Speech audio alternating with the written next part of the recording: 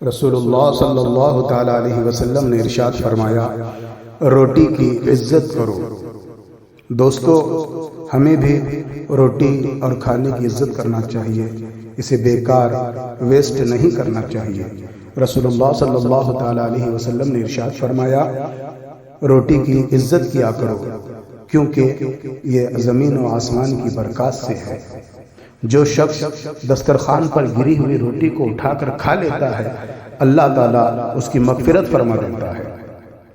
اور ایک بار حضور صلی اللہ علیہ وسلم گھر تشریف لائے تو روٹی کا ٹکڑا گرا ہوا دیکھا، تو حضور نے اسے اٹھا کر صاف کیا اور کھا لیا، اور فرمایا، اے عائشہ، عزت والی چیز کی عزت کیا کرو، کیونکہ جب اللہ کسی قوم کا رزق چھین لیتا ہے تو پھر واپس نہیں کرتا۔